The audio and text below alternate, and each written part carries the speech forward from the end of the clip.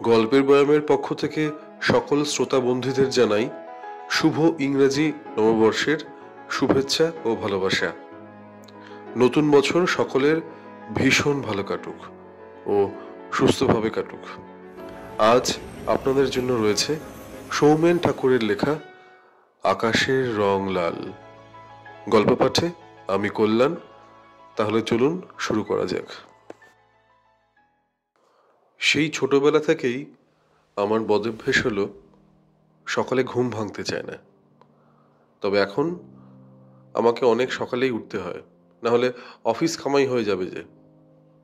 তাই তো রাত্রে ঘুমোতে যাওয়ার আগে ঘড়িতে অ্যালার্ম দেওয়ার পাশাপাশি আমি বিছানার পাশে জানলার পর্দাটা সামান্য সরিয়ে রাখি, যাতে সকালের রোদ্দুরটা আমার মুখে এসে পড়ে।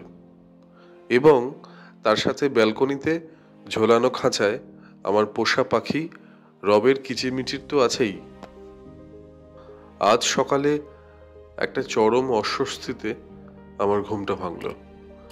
জানলার পর্দার ফাঁক দিয়ে সূর্যের তীব্র আলো চোখে মুখে এসে পড়েছে, চোখ মুখ জ্বালা করছে।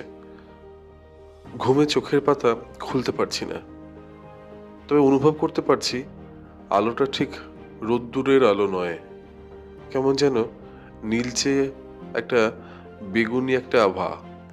আমি চোখ না খুলেই পাশ ফিরে ঘড়ির অ্যালার্মটা বন্ধ করলাম। কিন্তু কি আশ্চর্য, রবের কোনো সাড়া শব্দ পাচ্ছি না তো। বুকটা ধড়াস করে উঠল। কি হলো? চোখ খুলে ধড়মড়িয়ে উঠে বসতে দেখলাম জানলা দিয়ে আসা বেগুনি আলোয় ঘরখানা ভরে গেছে। সেই আলোয় আমার নিজের চেনা ঘরটাকে ভীষণই অচেনা দেখাচ্ছে। ছুটে গেলাম ব্যালকনিতে। এসব কি হচ্ছে? রবের খাঁচা নেই ওখানে, তাহলে? কিন্তু ব্যালকনিতে রবের খাঁচাটা দেখতে না পেয়ে যতটা না অবাক হলাম, তার থেকে শতগুণ বেশি অবাক হলাম ব্যালকনির সামনে এক টুকরো আকাশ দেখে। টুকটুকে লাল রঙের আকাশ। নীল আকাশ লাল হয়ে গেল কি করে? একটা অজানা আশঙ্কায় আমার শীত দাঁড়াবে হিমস্রোত বয়ে গেল। ঘরে ঢুকে বিছানার সামনে রাখা ড্রেসিং টেবিলের দিকে তাকাতেই আয়নাতে আমি আমার চেনা ঘরটাকে স্পষ্ট দেখতে পেলাম। শুধু তাই নয়, আয়নাতে আমি স্পষ্ট দেখতে পাচ্ছি ব্যালকনিতে ঝোলানো আছে রব সমেত খাঁচাটা। তাহলে ঠিক তখনই টের পেলাম ভয় আমার কপালে বিন্দু বিন্দু ঘাম জমতে শুরু করেছে। ঠাকুমা প্রায় বলতেন রাত্রে ঘুমোতে যাওয়ার আগে ঘরের আয়নাকে ঢাকা দিয়ে রাখতে হয়। উন্মুক্ত আয়না বিছানার সামনে থাকলে আয়নার মাধ্যমে বিছানার ঘুমন্ত মানুষগুলোর ওপর অন্য জগতের বাসিন্দাদের নজর পড়ে এবং তখন আয়নাটা আর আয়না থাকে না, অন্য জগতে প্রবেশের দরজা হয়ে যায়। শুনলেন আকাশের রং লাল। গল্প পাঠে ছিলাম আমি কল্যাণ রাজ।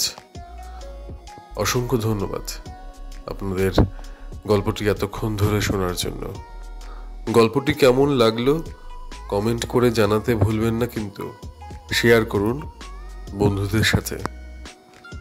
প্রতি শুক্রবার রাত 9টায় আমরা এই ধরনের নতুন গল্প নিয়ে হাজির হব আপনাদের কাছে।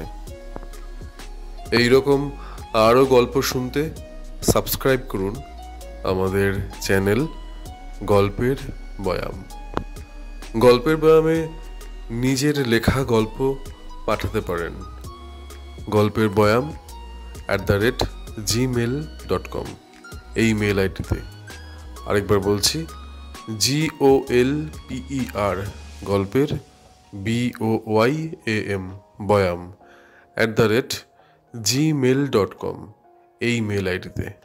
সকলে ভালো থাকবেন, সুস্থ থাকবেন। আবার দেখা হবে।